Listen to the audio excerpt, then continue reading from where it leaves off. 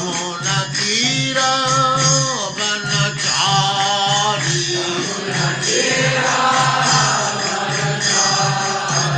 यमुना तीरा वनचारी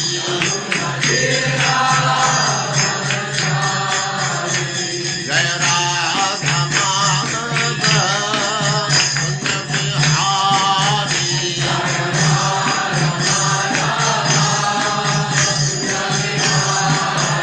जय राधा माधव कुंज बिहारी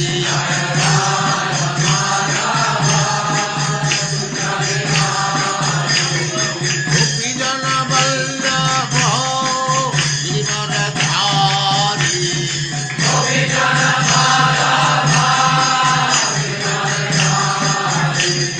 गोपी जन वल्लभ गिरिवरधारी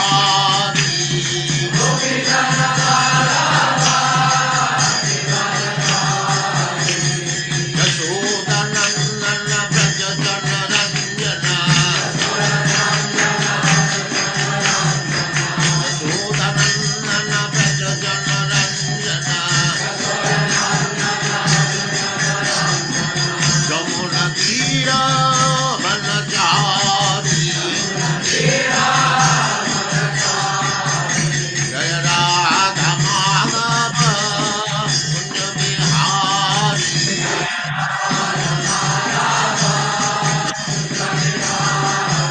जय राधा माधव कुंज बिहारी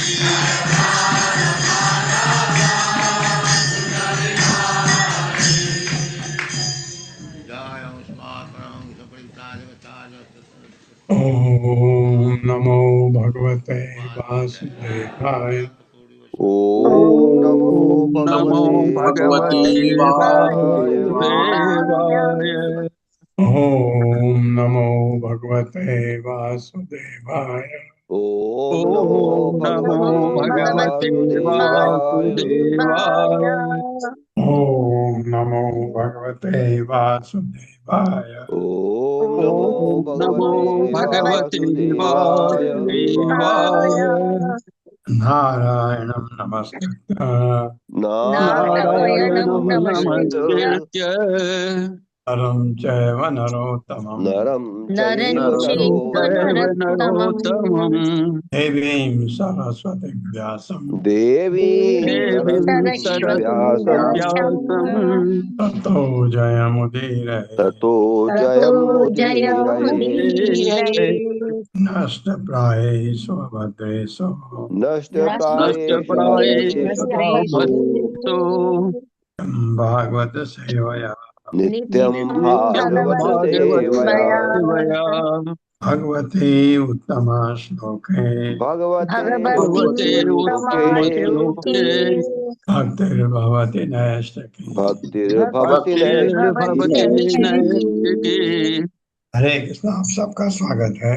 हरे कृष्णा प्रभु जी प्रभु प्रणाम। जी दंडवत हरे प्रणाम। कृष्ण प्रभु जी हरे दंडवत कृष्ण प्रणाम। प्रभु जी सादर प्रणाम। हरे हरे कृष्ण। उद्धव गीता चल रही है। उद्धव ने भगवान को कहा मुझे भी अपने साथ वापस ले चलो, मैं आपके बगैर नहीं रह सकता। तो भगवान उद्धव को उपदेश दे रहे हैं। तस्माद् युक्त इंद्रिय ग्रामो युक्त चित्त इदम जगत आत्मनि ईक्षस्व विततम आत्मानं मयि अधीश्वरे। मेरे साथ। तस्माद् युक्त इंद्रिय ग्रामो तस्माद् तस्माद्युक्तेन्द्रिये ग्रामो युक्त चित्त इदम जगत युक्त चित्त इदं जगत् युक्तचित्तेदं जगत् आत्मनि ईक्षस्व विततम आत्मनि ईक्षतं स्वविततम् आत्मानं मयि अधीश्वरे। आत्मानं मयि अधीश्वरे। अधीश्वरे। तस्मात् इसलिए युक्त बस में लाकर इंद्रिय ग्राम सारी इंद्रियों को युक्त दमन करके चित्त अपना मन इदम यह जगत संसार आत्मनि आत्मा के भीतर एक सस्व देखो विततम विस्तीर्ण भौतिक भोग की वस्तु के रूप में आत्मानम तथा उस आत्मा को मई मुझ अधीश्वरे परम नियंता में। कितनी बड़ी बात, और ये सबके लिए है। इसने अपनी सारी इंद्रियों को वश में करते हुए इसलिए अपनी सारी इंद्रियों को बस में करते इंद्रियों हुए को वश में करते हुए हाँ, भगवान को पता है कि उद्धव ये कर सकता है, तथा मन को दमन करके तथा मन को तथा दमन मन करके को दमन करके तुम सारे जगत को तुम सारे तुम जगत सारे को जगत को आत्मा के भीतर से देखो। आत्मा के आत्मा भीतर के देखो। भीतर देखो। हाँ, मन चुप है उसको तो दमन कर दिया। जो सर्वत्र प्रसारित है, जो सर्वत्र प्रसारित है, प्रसारित है, यही नहीं यही नहीं तुम इस आत्मा को तुम इस आत्मा को आत्मा को पूर्ण पुरुषोत्तम, मुझ पूर्ण पुरुषोत्तम भगवान के भीतर भी देखो। मुझ पूर्ण मुझ पुरुषोत्तम भगवान के भीतर पुरुषोत्तम भी देखो। भगवान के भीतर भी देखो। हाँ, जो आत्मा जो कुछ किसी तरह से तंग नहीं हो रही है, इंद्रियां बस में हो गई, मन तो खत्म कर दिया। मन खत्म करने से तो इंद्रियां अपने आप ही चुप हो जाएंगी। तुम सारे जगत को आत्मा के भीतर देखो। आत्मा है ना तुम्हारे अंदर, और उस आत्मा को मुझ में देखो, मेरे अंदर देखो उसको। ये तात्पर्य माता है। हरे कृष्णा अशोक प्रभु जी। हरे हरे कृष्णा प्रभु जी, दंडवत प्रणाम। शीला प्रभुपाद जी की जय। शीला प्रभुपाद के अनुयायी के द्वारा तात्पर्य।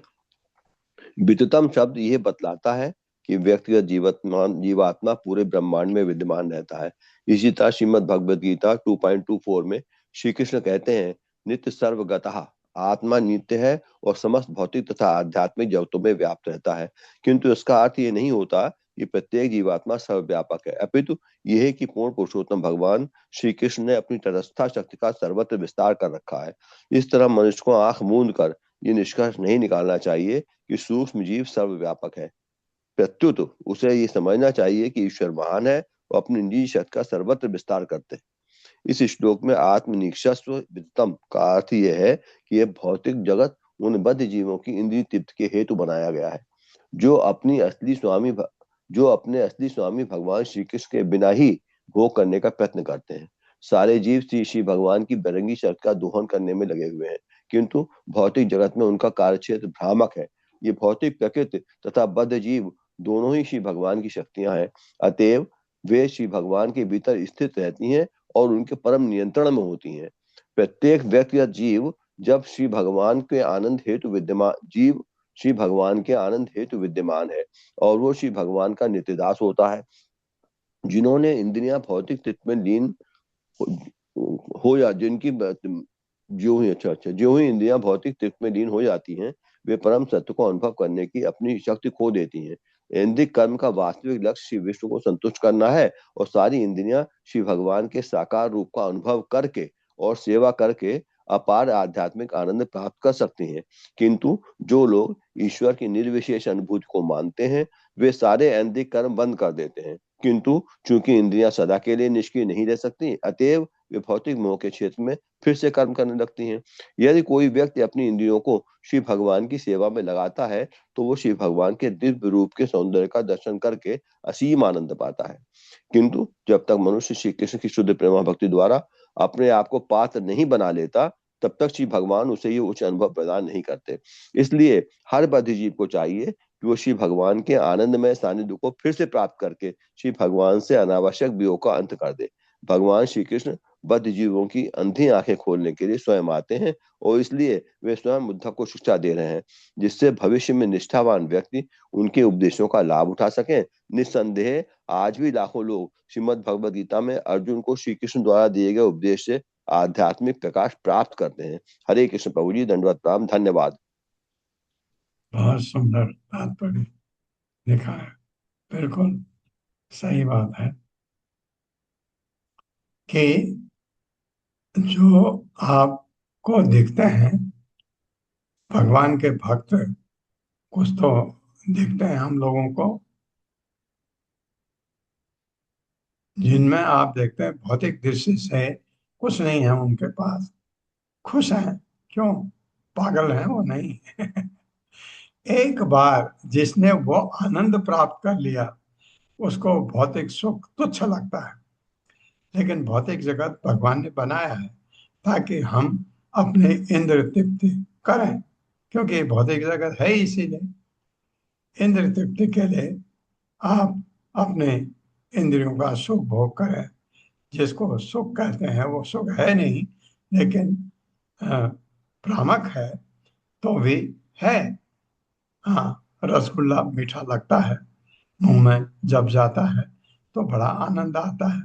एक, दो के बाद, तीन के बाद, चार के बाद आपको लगता है नहीं नहीं अब नहीं चाहिए। तो ऐसा सुख कहाँ हुआ? सुख तो वह हुआ कि वो बढ़ता ही जाए। तो इसलिए भगवान के भक्त ने, जिसने ये सब करके बहुत अच्छा लिखा था कि इंद्रियां बस में करो, मन को मन का दमन कर दो। ये प्रभुपाद कहते हैं संभव ही नहीं है। तो दमन करने का मतलब ये सब भगवान की तरफ मोड़ दो। और जब आपको वो आनंद आने लगेगा, दिव्य आनंद, तो आपको ये आनंद बहुत तुच्छ लगता है भौतिक जगत का। बल्कि कभी कभी अपने आप में तू करने का मन करेगा कि मैं कहाँ कहाँ किस गर्त में, किस गंदगी में था। ये ये इतना दिव्य आनंद, क्योंकि हमने तो देखा ही नहीं है अभी, क्योंकि हमने ये किया ही नहीं है जो भगवान उद्धव को करने के लिए कह रहे हैं। ये आज ही नहीं, हम जब से 5-6 साल हो गए भगवत गीता भागवतम पढ़ते हुए, ये चीज भगवान भगवत गीता में भी कहे हैं। ये तो कर, अरे घर छोड़ दो कैसे हो सकता है? छोड़ दो नहीं, छोड़ दो नहीं, किसी को चीज को मत छोड़ो। आप उससे डिटैच हो जाओ, अपने को उससे जोड़ो मत। हम इतना पागल हो जाते हैं भौतिक चीजों से जुड़ करके, लेकिन अपने को डिटैच करना नहीं आता। कैसे उससे अपने को विरक्त रखें, ये अगर हो जाए, सीख जाए, और एक बार दिव्य आनंद मिल जाए, तो फिर तो हम अ, क्या क्या नाम है उसका, मीरा।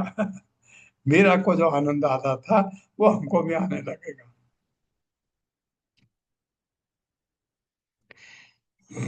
ज्ञान विज्ञान संयुक्त आत्मभूत शरीरिण आत्म अनुभव तुष्ट आत्मा न अंतराय विहन्यसे। मेरे साथ, ज्ञान विज्ञान संयुक्त ज्ञान विज्ञान संयुक्त आत्मभूत शरीरिण। आत्मभूत ये आत्मा लिखा है, आत्मा है। आत्मा अनुभव तुष्ट आत्मा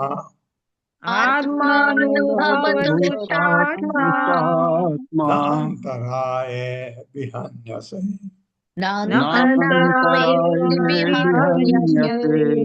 ज्ञान, वेदों का निर्णायक ज्ञान, विज्ञान तथा व्यावहारिक ज्ञान, प्रैक्टिकल, संयुक्त से युक्त, आत्मभूत, स्नेह की वस्तु, शरीर नाम सारे धीधारी जीवों, देवता से शुरू करके सब, आत्मा अनुभव, आत्मा के प्रत्यक्ष अनुभव द्वारा, तुष्ट आत्मा, तुष्ट मन वाला, न कभी नहीं अंतराय उत्पात विघ्नों से, विहन्य से तुम्हारी प्रगति रोक दी जाएगी।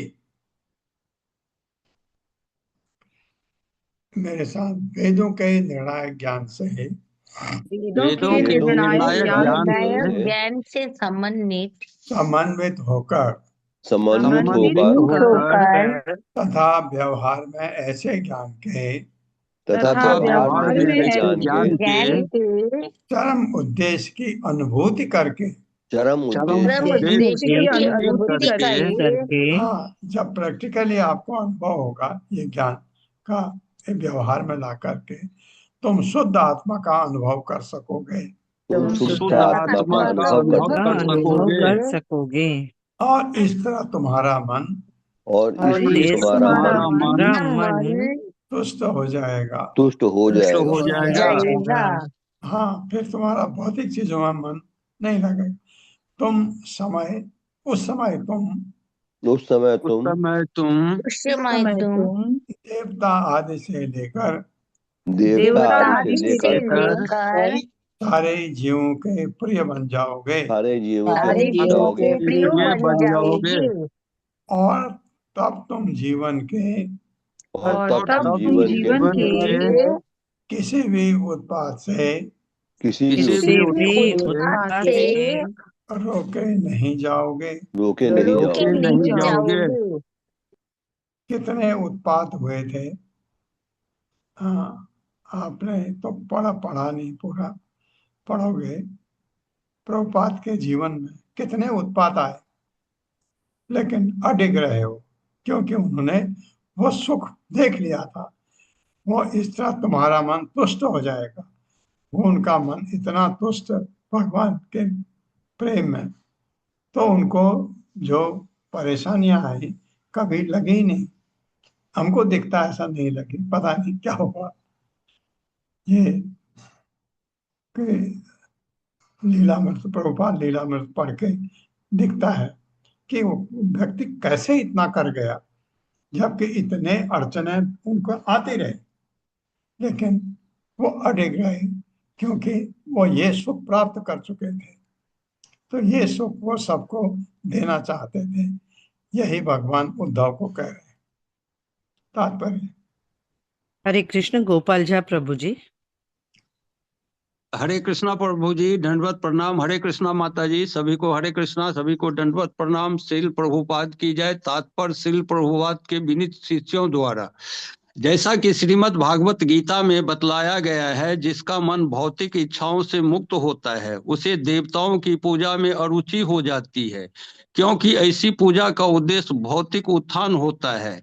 किंतु देवतागण उस व्यक्ति से कभी नाराज नहीं होते जो श्री कृष्ण की शुद्ध भक्त बन जाता है और श्री भगवान की ही पूजा करता है। सारे देवता स्वयं भी श्री भगवान की विनीत दास होते हैं। जैसा कि इस पृथ्वी पर श्री कृष्ण की लीलाओं से भली भांति स्पष्ट हो गया था, जो व्यक्ति हर एक के शरीर में सनातन आत्मा का अनुभव करता हो वह निश्चित रूप से सारे जीवों का प्रिय बन जाता है, क्योंकि वह हर एक को गुणात्मक दृष्टि से अपने ही समान देखता है। इसीलिए वह न तो किसी से ईर्ष्या करता है, न ही किसी अन्य जीव पर अपना प्रभुत्व जमाने का प्रयास करता है। ईर्ष्या मुक्त होने से तथा सबका हितैषी होने से ऐसा स्वरूप सिद्ध व्यक्ति स्वाभाविक रूप से हर एक को प्रिय होता है। जैसा कि षट गोस्वामियों के गीत में कहा गया है, धीरा धीर जन प्रियो प्रियो प्रिय करो निर्मत सरो पूजितो। हरे कृष्णा प्रभु जी, धन्यवाद। हरे कृष्ण। ये षट गोस्वामी के षट गोस्वामी के अष्टक है। धीर धीर जन प्रियो प्रिय करो निर्मत सरो पूजितो। क्यों? अगर ऐसे गुण आप में आ जाते हैं, आपका कोई शत्रु होता नहीं है, कोई करे भी आपको तो पता भी नहीं रहता है, तो आप सबके प्रिय हो जाओगे। इस स्टेज में उद्धव को कह रहे हैं भगवान। उद्धव गोपियों को मनाने गए थे, भगवान ने भेजा था। आपने देखा, पहले उन्होंने कहा ये कौन आ गया। जब उद्धव को, फिर गोपियां उद्धव से मिले बगैर नहीं रह पाती थी, क्योंकि उद्धव भगवान से वैसे ही जुड़े थे जैसे गोपियां जुड़े थे। दोष बुद्ध्या उभय अतीतो निषेधान, निषेधात पढ़ सकते हैं, निषेधात न निवर्तते गुण बुद्ध्या च विहितम न करोति यथा अर्भकः।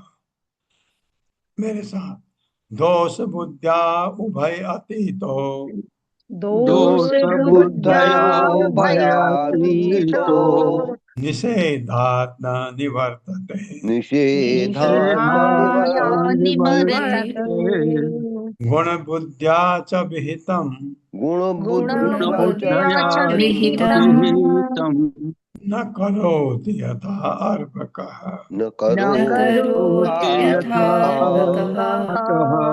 दोष बुद्धिया यह सोचने से कि ऐसा काम गलत है, उभय अतीतः दोनों संसारी अच्छे तथा बुरे की धारणाओं को लांघ जाने वाला, निषेधात जो वर्जित है उससे न निवर्तते अपने को दूर नहीं रखता। गुण बुद्धिया यह सोच कर कि यह ठीक है, क्या भी विहितम जिसका आदेश हुआ है वेद न करोति नहीं करता, यथा जिस तरह अर्भक छोटा बालक।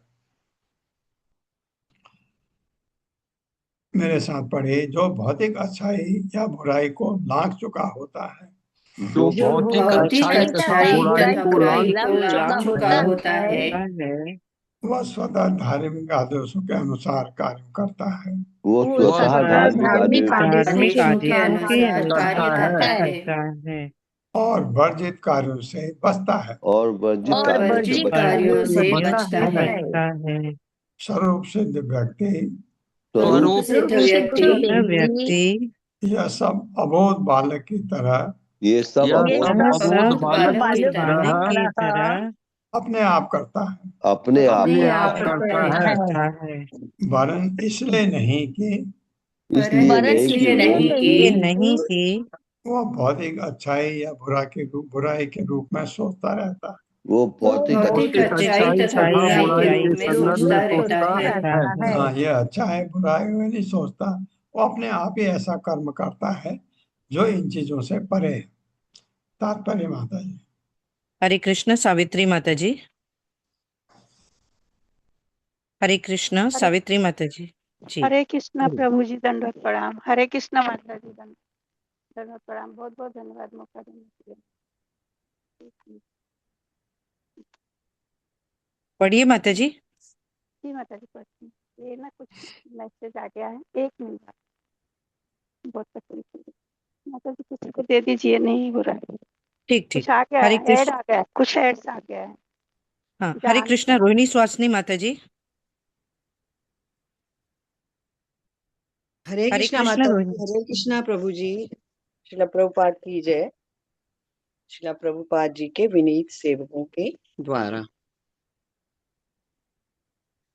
तात्पर्य: जिसने दिव्य ज्ञान प्राप्त कर लिया है वह मनमाने ढंग से कार्य नहीं करता। और श्रील रूप गोस्वामी ने भक्ति की 2 अवस्थाएं बताई हैं, साधन भक्ति तथा रागानुगा भक्ति। रागानुगा भक्ति ईश्वर के प्रति अपने आप उठने वाले प्रेम की अवस्था है, जबकि साधन भक्ति का अर्थ है भक्ति के विधि विधानों का विवेकपूर्ण अभ्यास। अधिकांशतः जो व्यक्ति इस समय दिव्य चेतना का आनंद उठा रहा है, उसने भक्ति के विधि विधानों का दृढ़ता से अभ्यास किया है। इस तरह पूर्व अभ्यास के कारण वह अपने आप पापमय जीवन से बच जाता है और सामान्य पुण्य के मानकों के अनुसार कर्म करता है। किंतु इसका अर्थ यह नहीं है कि एक स्वरूप सिद्ध व्यक्ति जानबूझकर पाप से बच रहा है और पुण्य करता है।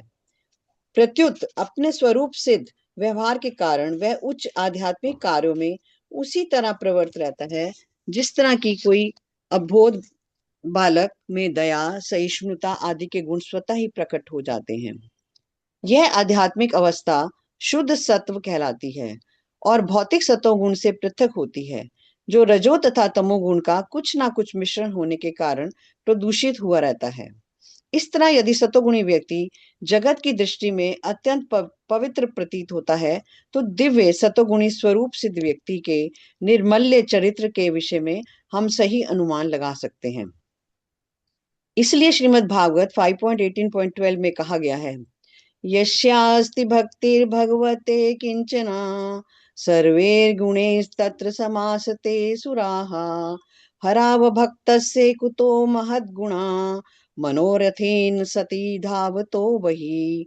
यदि मनुष्य भगवान श्री कृष्ण का शुद्ध भक्त है तो उसमें अपने देवताओं के उच्च गुण आ जाएंगे, अपने आप देवताओं के उच्च गुण आ जाएंगे। शुद्धता की ऐसी अभिव्यक्ति रागानुग है, जैसा कि इस श्लोक में बतलाया गया है। हरे कृष्णा माता जी। हरे कृष्णा प्रभु जी। धन्यवाद। आप ये देखिए कि सतोगुणी व्यक्ति ही इतना अच्छा लगता है। जब आप भौतिक जगत में कोई आपको सतोगुणी व्यक्ति मिलता है, आप बहुत ही खुश हो जाते हैं, आपको आनंद आता है ऐसे व्यक्ति के साथ बात करते, इंटरेक्ट करते हुए। जबकि ये सतोगुण में रजोगुण तमोगुण का मिश्रण जरूर आता है, क्योंकि जो भी सतोगुणी व्यक्ति है, भौतिक जो सतोगुण 3 गुण हैं हमारे इस भौतिक जगत के, रजो तमो रजो सतो, सतोगुण तक आप उठते हैं, लेकिन आप में रजोगुण नहीं आएगा, गारंटी नहीं है। तमोगुण आएगा, गारंटी नहीं आएगा, गारंटी नहीं है। तो भी आप इतने अच्छे लगते हैं, तो आप उस व्यक्ति की बात सोचिए जो शुद्ध सत्व में है, जो कभी इस सतोगुण में भी नहीं आएगा जो हमारा भौतिक जगत का है, क्योंकि यहाँ से आपका पैर फिसल सकता है नीचे, वहां से नहीं। ये ऐसी शुद्धता जब हम में आ जाएगी तो आप हर एक को आप अच्छे लगने लगेंगे।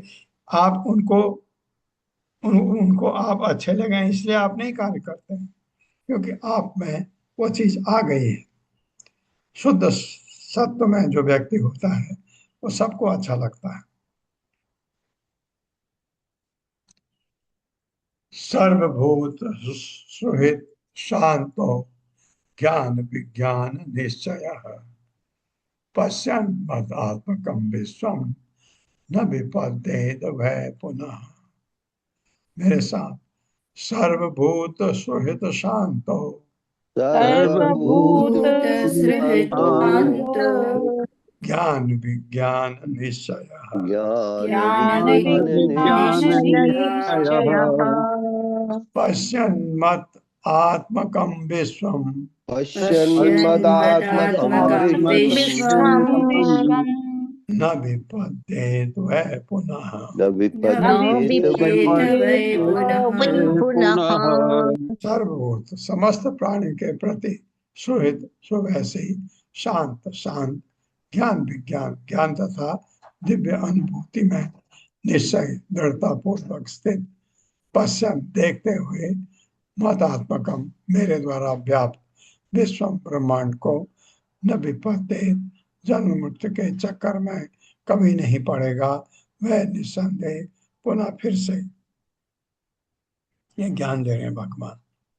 जो व्यक्ति सारे गुणों का सुवैसी है, जीवों का व्यक्ति सारे गुणों का सारे जीवों का शुभैषी है। हाँ, क्योंकि आप सबके हितैषी हैं, सबके। ये भगवान का गुण आप में आ गया। भगवान होता है सबके हितैषी, और भगवान का शुद्ध भक्त भी सबका हितैषी होता है।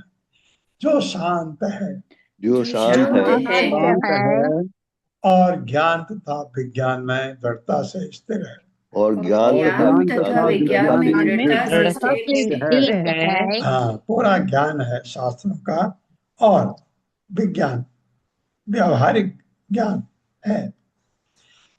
वह सारी वस्तुओं को, वो सारी वस्तुओं को मेरे भीतर देखता है, मेरे भीतर देखता है। हाँ, वो देखता है। हम भी देखते हैं, हमें नहीं आता है, वो देखता है। अरे ये पेड़ भगवान की कृपा, ये पत्थर भगवान की कृपा, ये चींटी भगवान की कृपा, ये सब भगवान के भीतर देखता है। ऐसा व्यक्ति फिर से जन्म मृत्यु के चक्र में कभी नहीं पड़ता। जन्म मृत्यु चक्र में कभी नहीं पड़ता। हाँ, क्योंकि व्यक्ति शुद्ध सत्व में चला गया।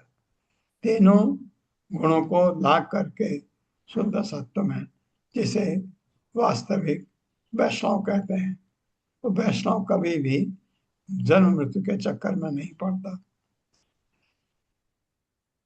श्री शुक वाच, अब सुखदेव गोस्वामी परीक्षित महाराज को बताएंगे। इति आदिष्टो भगवता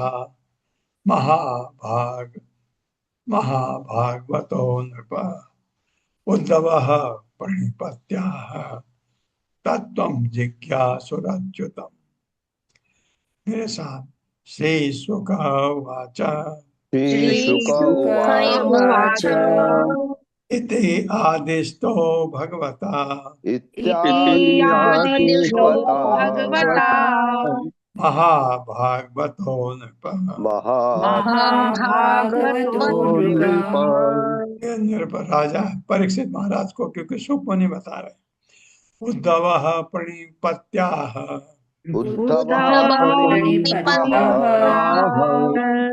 या ऐसे भी पढ़ सकते हैं, उद्धवः प्रणिपत्याः,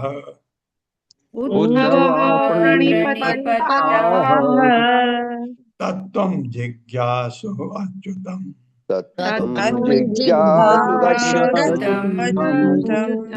श्री शुकवाच, श्री सुखदेव गोस्वामी ने कहा, इस प्रकार आदेश दिया गया भगवता, भगवान द्वारा, महाभागवत, भगवान के महान भक्त, नृप, हे राजा परीक्षित, उद्धव ने प्रणिपत्य नमस्कार करके कहा, तत्त्वम वैज्ञानिक सत्य, जिज्ञासु सीखने के लिए उत्सुक होने से, अच्युतम अच्युत भगवान से। कहा वो वैकुंठ जाना चाहता था भगवान के साथ, भगवान ने ज्ञान दिया, अपने उसमें आ गया उद्धव, भगवान का बहुत ही शुद्ध भक्त। श्री सुखदेव गोस्वामी ने कहा, हे राजन, इस तरह भगवान कृष्ण ने अपने शुद्ध भक्त उद्धव को उपदेश दिया, जो उनसे ज्ञान पाने के लिए उत्सुक थे, तत्पश्चात उद्धव ने भगवान को नमस्कार किया, श्री भगवान को नमस्कार किया और उनसे इस प्रकार बोले, तात्पर्य मतन। हरे कृष्ण ललिता माता जी। हरे कृष्ण माता जी, हरे कृष्ण प्रभु जी। शीला प्रभुपाद जी की जय। तात्पर्य उनके विनीत शिष्यों के द्वारा। उद्धव को यहाँ पर तत्त्वम जिज्ञासु कहा गया है। पिछले श्लोकों से स्पष्ट है कि श्री उद्धव भगवान कृष्ण के शुद्ध भक्त हैं और वे कृष्ण की भक्ति को जीवन की सिद्धि मानते हैं। इस प्रकार तत्त्वम जिज्ञासु शब्द सूचित करते हैं कि चूंकि कृष्ण इस पृथ्वी को छोड़ने वाले हैं, इसलिए उद्धव अत्यंत उत्सुक हैं कि वे भगवान विषय ज्ञान को और परख कर लें, जिससे वे उनके चरण कमलों पर प्रेमा भक्ति करने में अग्रसर हो सकें। शुद्ध भक्त सामान्य दार्शनिक या पंडित की तरह निजी तृप्ति के लिए ज्ञान प्राप्त करने के लिए उत्सुक नहीं होता है। हरे कृष्ण माता जी, धन्यवाद। ये अब उद्धव बहुत खुश हो गए, क्योंकि उनको लगा अभी तो मुझे बहुत कुछ करना है। श्री उद्धव वाच योगेश योग विन्यास योग आत्मन्योग संभव योग आत्मन्योग संभव निःश्रेयसाय में प्रोक्तः त्याग संन्यास दक्षिणा। मेरे साथ श्री उद्धव वाच योगेश योग विन्यास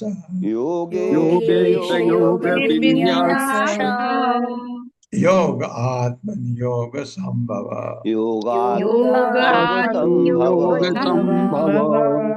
निःश्रेयसाय मे प्रोक्तः निःश्रेयसाय मे प्रोक्तः त्यागः संन्यासन त्यागः त्यागः संन्यासलक्षणः।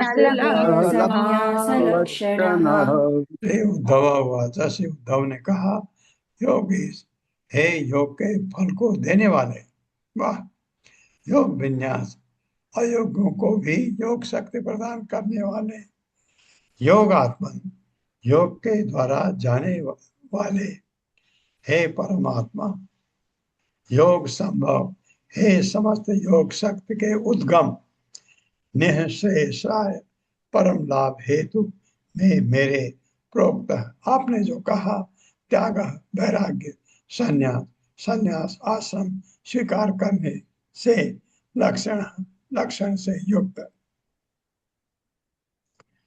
श्री उद्धव ने कहा, श्री उद्धव ने कहा, हे स्वामी, हे स्वामी, आप ही योगाभ्यास के फलों को देने वाले हैं। आप ही योगाभ्यास के फलों को देने वाले हैं। और आप इतने कृपालु हैं कि और आप इतने कृपालु हैं कि अपने प्रभाव से अपने प्रभाव से आप अपने भक्त को आप अपने भक्त को योग सिद्धि वितरित करते हैं। योग सिद्धि योग प्रदान सिद्धि करते वितरित करते हैं। इस तरह आप परमात्मा हैं, हैं। इस तरह आप आप परमात्मा परमात्मा हैं, जिसकी अनुभूति जिनकी जिसकी अनुभूति अनुभूति योग द्वारा होती है, योग द्वारा द्वारा होती है। और आप ही समस्त योग शक्ति के उद्गम हैं। और आप ही समस्त योग शक्ति उद्गमन है। आपने मेरे उच्चतम लाभ के लिए आपने मेरे उच्चतम लाभ के लिए संन्यास और वैराग्य द्वारा संन्यास या वैराग्य द्वारा भौतिक जगत त्यागने की विधि बतलाई है। भौतिक भौतिक जगत त्यागने की विधि बतलाई है। हाँ, कि भौतिक जगत से विरक्त होना, तो उसका मतलब भौतिक जगत त्यागना नहीं, डिटैच होना तात्पर्य। हरे कृष्ण जगदीश प्रभु जी। हरे कृष्णा प्रभु जी, हरे कृष्णा माता जी, सभी को दंडवत प्रणाम। तात्पर्य शिला प्रभुपाद जी के विनीत सेवकों द्वारा। शिला प्रभुपाद जी की जय। योगे शब्द इसका सूचक है कि भगवान समस्त योगाभ्यासों को फल देने वाले हैं, क्योंकि समस्त भौतिक तथा आध्यात्मिक जगत कृष्ण के दिव्य शरीर से उद्भूत होते हैं। अतः योग द्वारा कृष्ण तथा उनकी शक्तियों के अतिरिक्त और कुछ पाने के लिए शेष नहीं रहता। और चूंकि भगवान अपनी शक्तियों के शाश्वत स्वामी हैं, अतः कोई भी व्यक्ति योग द्वारा या अन्य किसी आध्यात्मिक अथवा भौतिक विधि से कुछ भी नहीं पा सकता, और यदि पा सकता है तो भगवान की स्वीकृति से ही पा सकता है। योग शब्द का अर्थ है जोड़ना, और जब हम अपने आप को परम सत्य से जोड़ते नहीं, तब तक हम अज्ञान के अंधकार से ढके रहते हैं। इस तरह कृष्ण योग के लक्ष्य हैं। भौतिक जगत में हम मिथ्या ही अपने को इंद्रिय विषयों से जोड़ने का प्रयत्न करते हैं। पुरुष स्त्री से जुड़ना चाहता है और स्त्री पुरुष से, अथवा मनुष्य अपने को राष्ट्रीयता, समाजवाद, पूंजीवाद या भगवान की माया की अन्य असंख्य सृष्टियों से जुड़ने का प्रयास करता है। क्योंकि हम अपने को नश्वर वस्तुओं से जोड़ते हैं, इसलिए ऐसे संबंध नश्वर हैं, परिणाम भी क्षणिक है। और मृत्यु के समय जब माया द्वारा हमारे सारे संबंध सहसा छिन्न कर दिए जाते हैं, तो हम मोहग्रस्त हो जाते हैं। किंतु यदि हम अपने को कृष्ण से जोड़ते हैं, तो उनसे हमारा संबंध मृत्यु के बाद भी बना रहेगा। जैसा भगवत गीता में बतलाया गया है, इस जीवन में हम कृष्ण के साथ जो संबंध स्थापित करते हैं, वह अगले जीवन में जब तक बढ़ता जाएगा, जब तक हम परम गंतव्य कृष्ण लोक में प्रवेश नहीं पा जाते। जो लोग भगवान द्वारा संस्तुत दिव्य जीवन शैली का पालन करते हुए चेतन महाप्रभु के मिशन की निष्ठापूर्वक सेवा करते हैं, वे अपने जीवन के अंत में भगवत धाम में प्रवेश करेंगे। कोई भी व्यक्ति केवल मानसिक चिंतन से स्थायी पद प्राप्त नहीं कर सकता। सामान्यतः इंद्र तृप्ति द्वारा उसे प्राप्त करना तो दूर रहा। हठ योग, कर्मयोग, राजयोग, ज्ञान योग इत्यादि के द्वारा भगवान की शाश्वत प्रेमा भक्ति संपन्न करने की लालसा को जागृत नहीं किया जा सकता।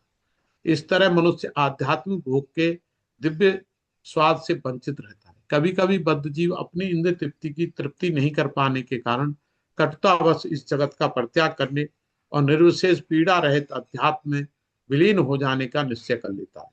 किंतु वास्तविक सुखमय स्थिति तो यह है कि भगवान के चरण कमलों की प्रेम भक्ति की जाए। सारी योग विधियां मनुष्य की ओर धीरे धीरे भगवत प्रेम में ले जाती हैं और भगवान कृष्ण का उद्देश्य बद्ध जीवों को इस सुखमय स्थिति में पुनः स्थापित करना है। चेतन महाप्रभु कृष्ण के पवित्र नाम के कीर्तन से, जो कि इस युग की सर्वोच्च योग विधि है, इस विधि को सुलभ बनाते हैं। हरे कृष्णा प्रभु जी, धन्यवाद प्रणाम। धन्यवाद माता जी। ये विधि जो आपने अभी तक पढ़ी कठिन लगती है, तो चैतन्य महाप्रभु आए उसको सरल बना के कि हरि नाम जपो। ये त्यागो अयम दुष्करो भूमन कामानां विषयात्मभिः स्वतराम त्वयि सर्वात्मन। न न न की जगह आएगा शायद, अभक्त इति मे मति। मेरे साथ, त्यागो अयम दुष्करो भूमन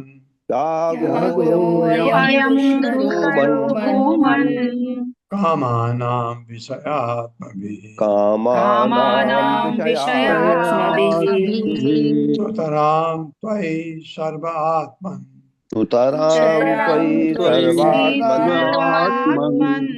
अभक्त इति मे मतिः। त्याग वैराग्य अहिम, यह दुष्कर संपन्न करना कठिन। भूमन, हे स्वामी, कामाना भौतिक भोग का विषय इंद्र तृप्ति, आत्मा भी समर्पित, स्वतः विशेष रूप से त्वयि तुम में सर्वात्मन, हे परमात्मा, अभक्त है, भक्ति विहीनों द्वारा इति इस प्रकार में मेरा मत। हे प्रभु, हे प्रभु, हे परमात्मा, हे परमात्मा, ऐसे लोगों के लिए, ऐसे लोगों के लिए जिनके मन इंद्र तृप्ति में लिप्त रहते हैं, जिनके मन इंद्रिय तृप्ति में लिप्त रहते हैं, और विशेषतया उनके लिए, और विशेषतया उनके लिए जो आपकी भक्ति से वंचित हैं, जो आपकी भक्ति से वंचित है, भौतिक भोग का त्याग पाना, भौतिक भोग को त्याग पाना अतीव कठिन है, अतीव कठिन है। ऐसा मेरा मत है। ऐसा मेरा मत है। हाँ, मत क्या है? तो सत्य है। इंद्र तृप्ति में लिप्त रहने वाला व्यक्ति भगवान की भक्ति कर ही नहीं सकता। तात्पर्य। हरे कृष्णा। सुशील प्रभु जी। हरे कृष्णा प्रभु जी, प्रणाम। श्रील प्रभुपाद की जय। तात्पर्य श्रील प्रभुपाद के विनीत सेवकों के द्वारा,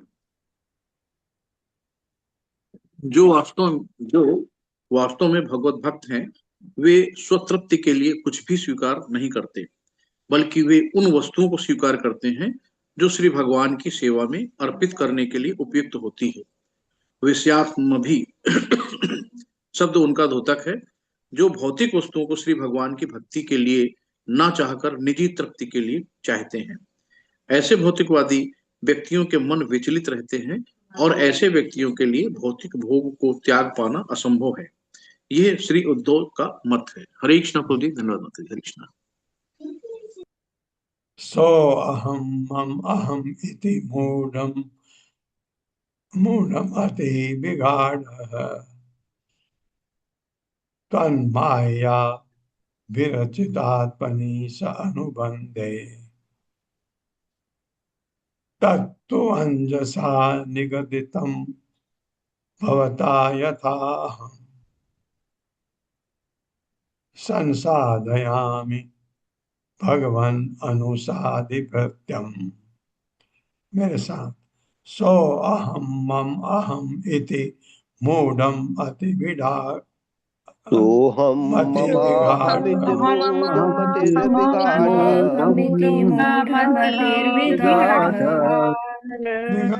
विसर्ग आएगा। तन्माया विरचित आत्मनि स अनुबंधे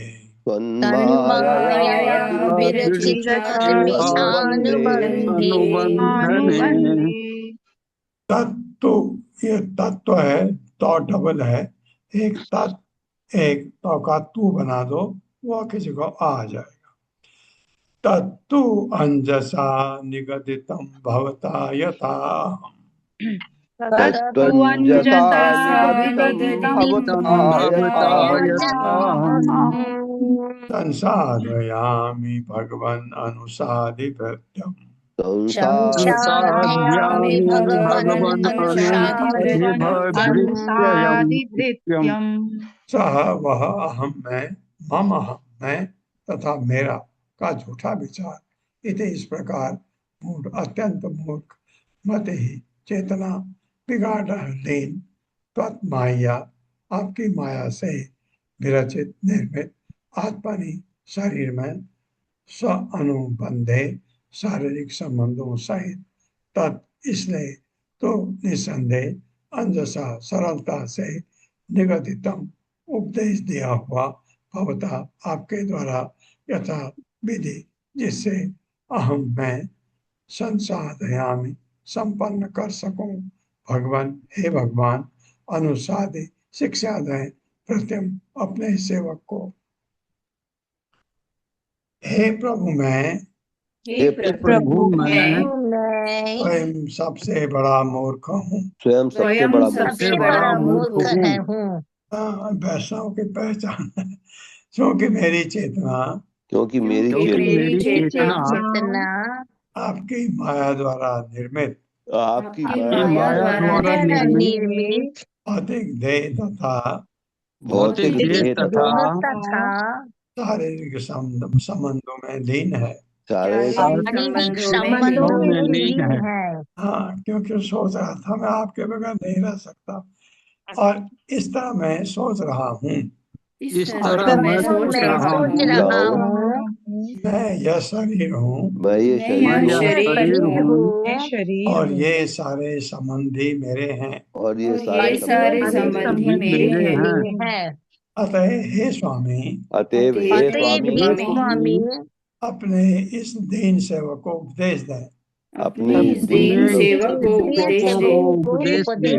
कृपया मुझे बताएं कि कृपया मुझे बताएं कि मैं आपके आदेशों का मैं आपके आदेशों का किस तरह सरलता से पालन करूं। किस तरह सरलता से पालन कर सकता हूँ। तात्पर्य माता। हरे कृष्णा सुधाधीर माता जी।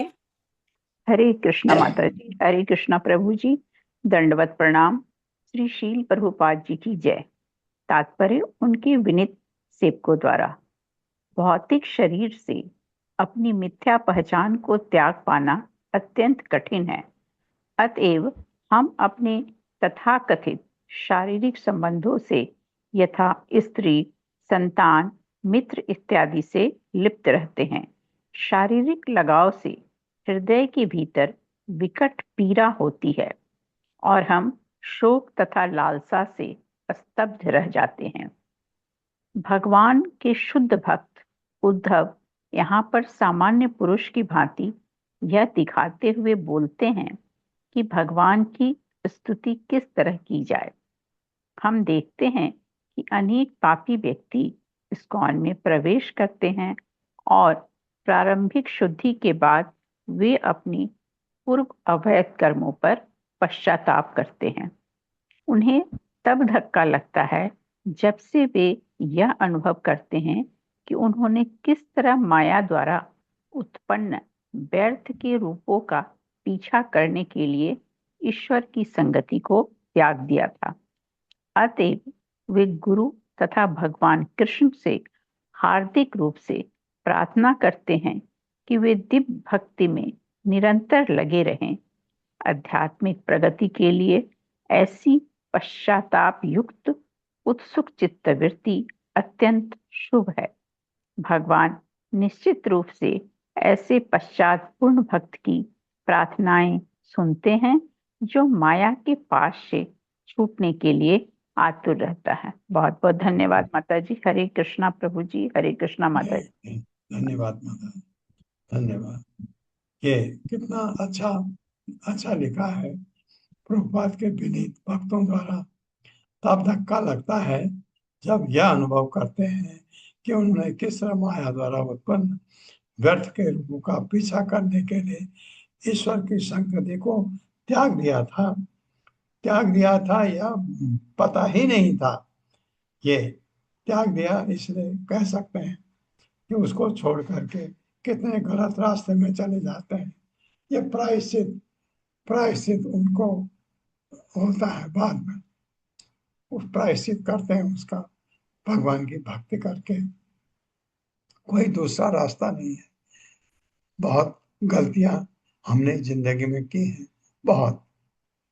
उन गलतियों का एहसास अब होता है जब आप भगवान की भक्ति के बारे में पढ़ते हैं। तो क्या करें? हरे कृष्ण महामंत्र जपिए, सारे पाप कर्म आपके खत्म हो जाएंगे। सिर्फ एक चीज का ध्यान रखिए, पाखंड नहीं होना चाहिए। आप शुद्ध एक मन से, ये नहीं कि ये कर लिया अब तो मेरा वो पाप मिट गया, अब तो मैं फिर मर्जी से काम करूं। नहीं, भगवान की भक्ति में बस निरत हो जाइए।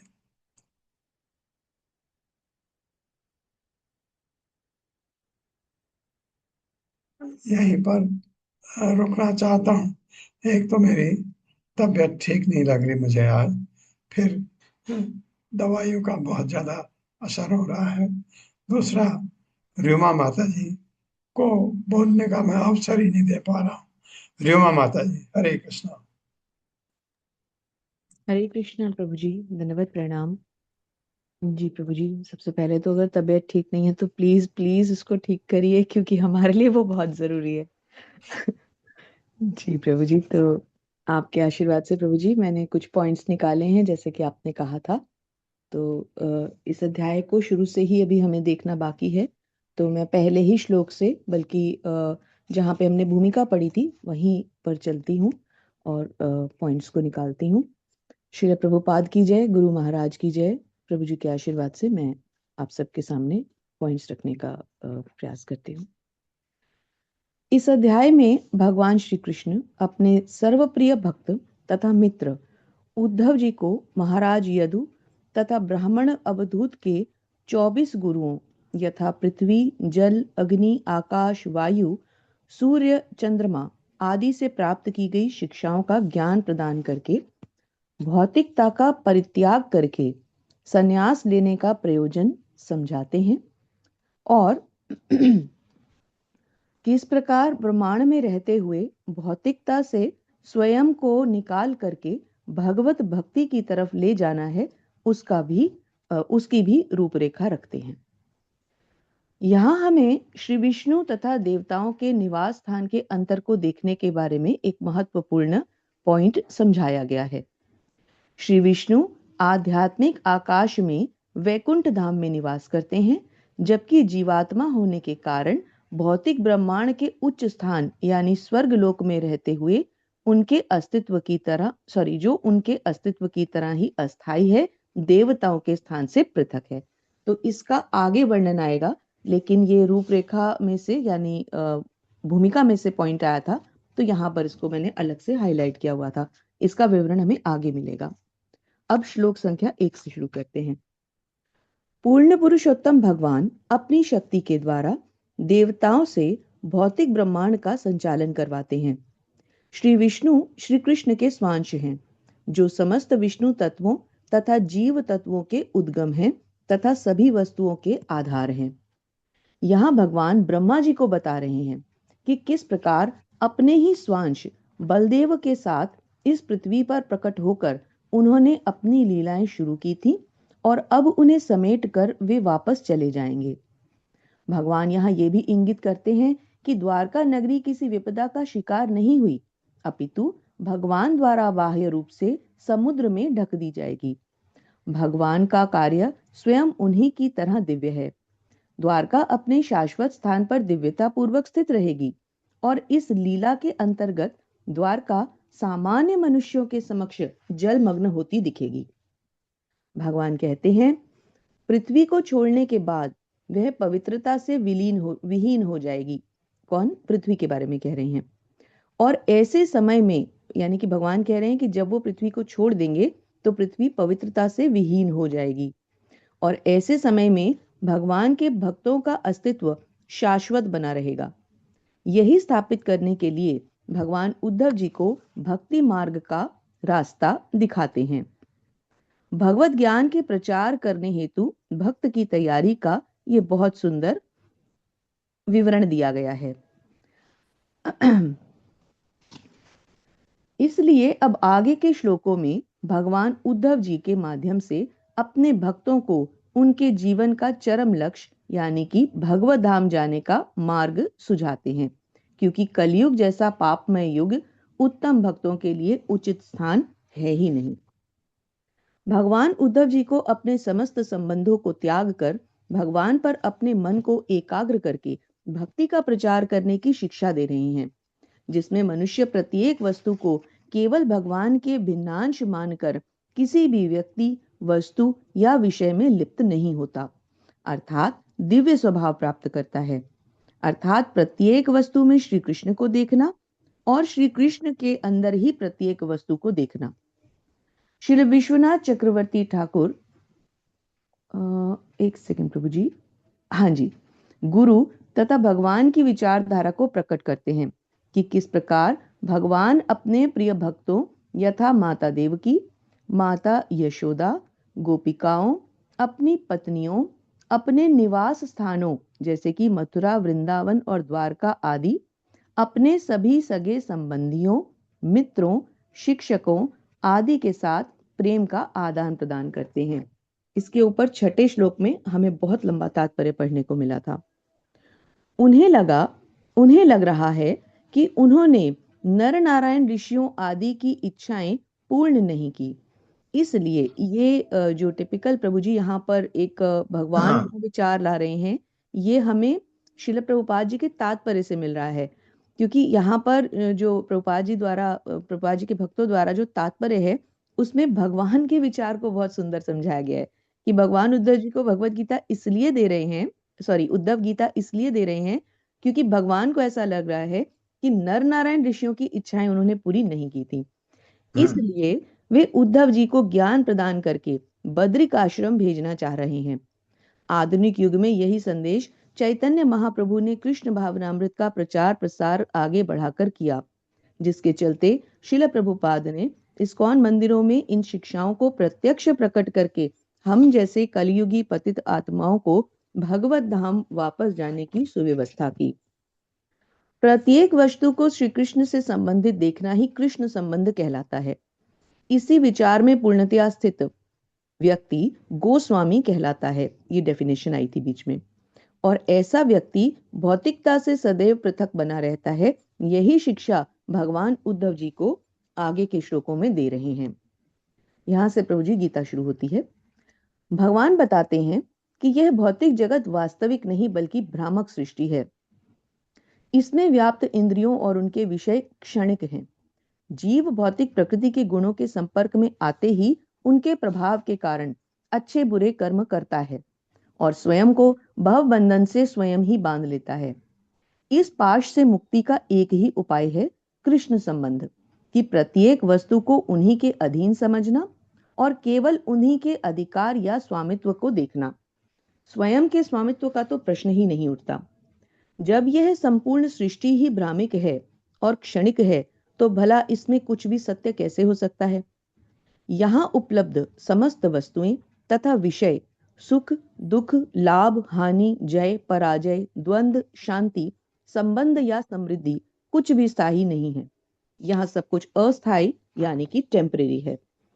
वैदिक आदेश मनुष्य को धार्मिक कर्म करने की शिक्षा देते हैं, परंतु मनुष्य अपने अपूर्ण ज्ञान के कारण उनकी मूल शिक्षा यानी भगवान से अपने शाश्वत संबंध को भूलकर उन्हीं निर्देशों को कर्म कांड समझ बैठता है।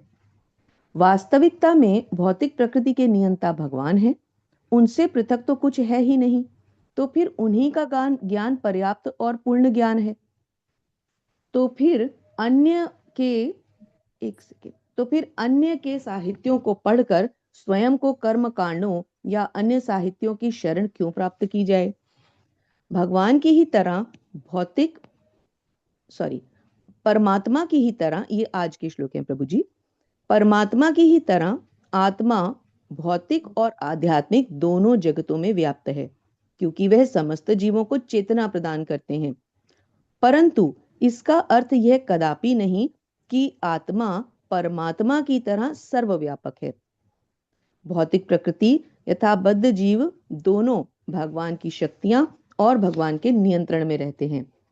बद्ध जीव अपनी इंद्रिय तृप्ति में लगकर भौतिक सुख को असली समझ बैठता है और विषय भोग के पीछे भागता रहता है, परंतु श्री भगवान से अपने संबंध की ओर से विलग होकर वह भगवान की कृपा से वंचित रह जाता है।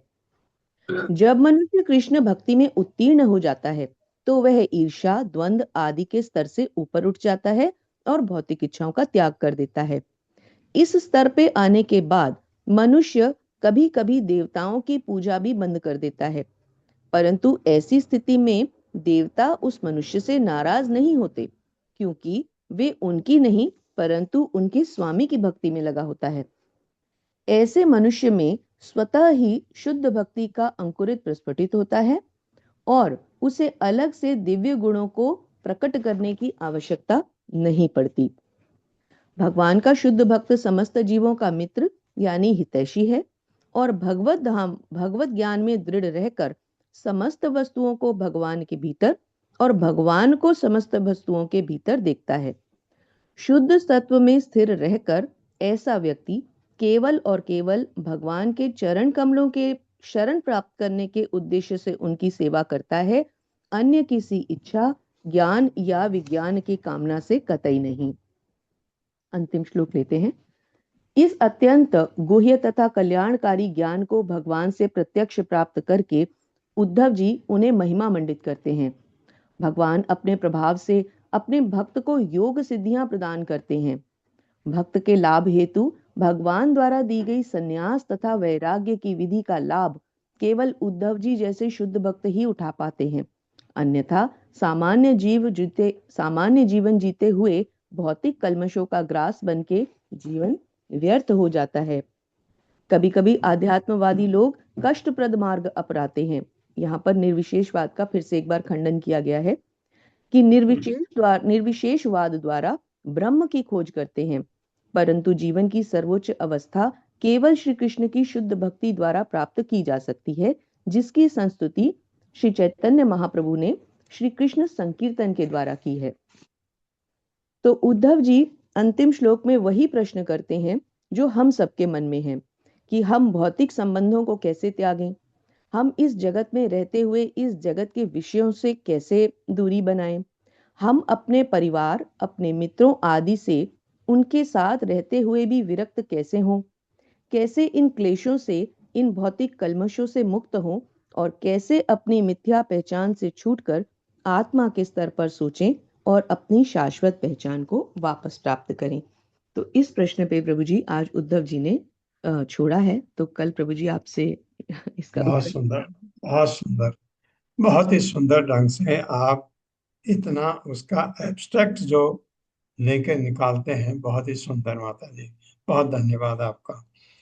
ओम अज्ञान तिमिरांधक्ष ज्ञानांजन शलाकया चक्षुरुन्मिलितं तस्मै श्री गुरवे नमः। विष्णुपादाय कृष्णपृष्ठाय भूतले श्रीमते भक्ति वेदांत स्वामिनिति नामिने नमस्ते सरस्वती देवे गौरवाणी प्रचारिणे निर्विशेष शून्यवादी पाश्चात्य देश तारिणे।